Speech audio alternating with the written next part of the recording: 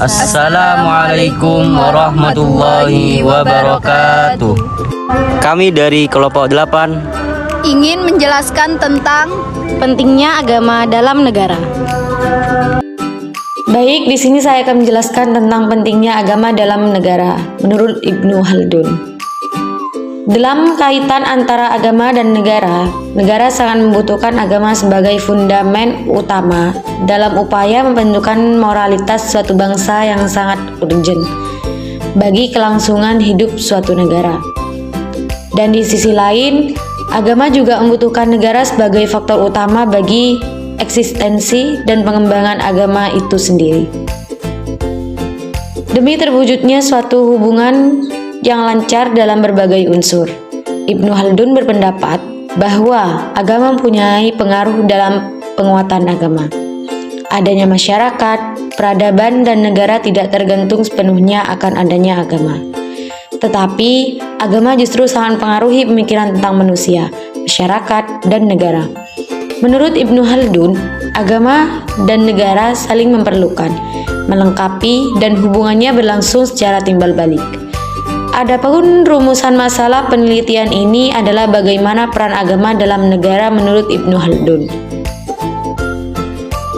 Jenis penelitian yang digunakan adalah penelitian kepustakaan, dan metode yang digunakan dalam penelitian ini adalah deskriptif kualitatif.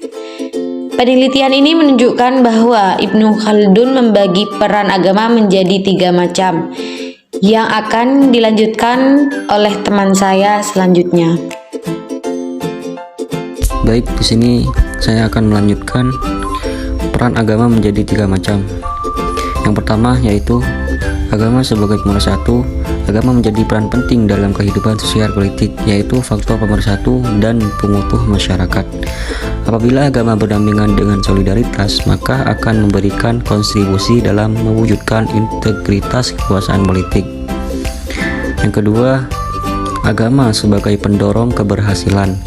Negara dan kekuasaan dapat berdiri tanpa agama, tetapi agamalah yang membawa negara dan kekuasaan itu ke arah yang lebih baik.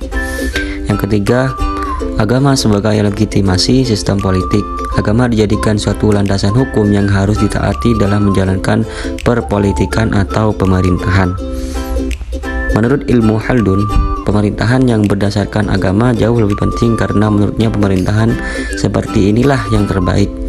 Tanpa agama, kesatuan kelompok hanya didasarkan atas rasa kesatuan alamiah atau asabiyah yang terbentuk karena kesamaan suku atau hubungan kekeluargaan. Sifat dari kesatuan alamiah ini relatif rapuh dan diperlukan fondasi agama sebagai sandaran atas rasa kelompok tersebut.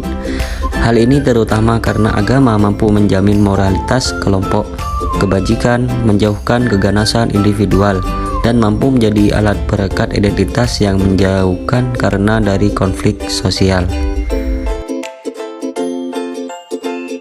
Baik, jadi saya akan melanjutkan materi yang disampaikan oleh teman-teman saya, yaitu agama tidak terpisah dengan negara. Kenapa? Karena hal ini disebabkan agama juga mengatur segala aspek politik dan kenegaraan. Jadi agama mengatur seluruh aspek kehidupan melalui negara yang terwujud dalam konstitusi dan undang-undang yang mengatur kehidupan bernegara dan bermasyarakat. Hubungan negara dan agama itu sangat erat. Apalagi dalam pandangan Islam, hubungan ini harus didasarkan pada akidah Islamiyah. Karena agama tanpa negara tidak akan dapat terwujud secara sempurna dalam kehidupan. Jadi, ada salah satu paham yang menggambarkan hubungan negara dan agama seperti 2 hal yang tidak dapat dipisahkan antara satu dengan yang lain, yaitu paham teokrasi. Negara menyatu dengan agama. Karena dalam segala tata kehidupan masyarakat, bangsa dan negara menurut paham ini dijalankan berdasarkan firman Tuhan.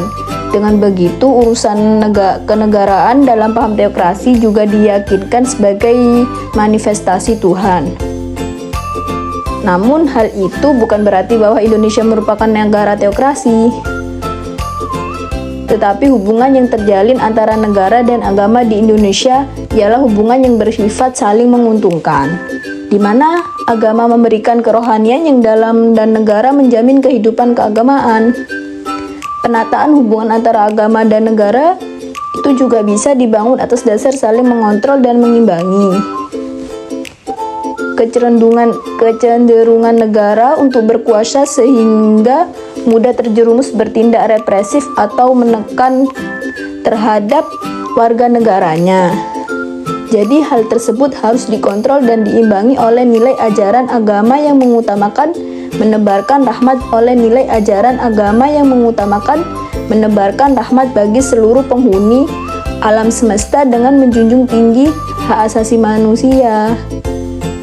Jadi sementara di sisi lain, terbukanya kemungkinan agama disalahgunakan sebagai sumber dan landasan juga harus dikontrol dan diimbangi oleh peraturan dan norma kehidupan kemasyarakatan yang demokratis yang dijamin dan dilindungi negara. Demikianlah pemaparan materi tentang pentingnya agama terhadap negara dari kelompok kami. Semoga bermanfaat untuk kita semua. Kami ucapkan terima kasih. Akhir kata dari saya, wassalamualaikum warahmatullahi wabarakatuh.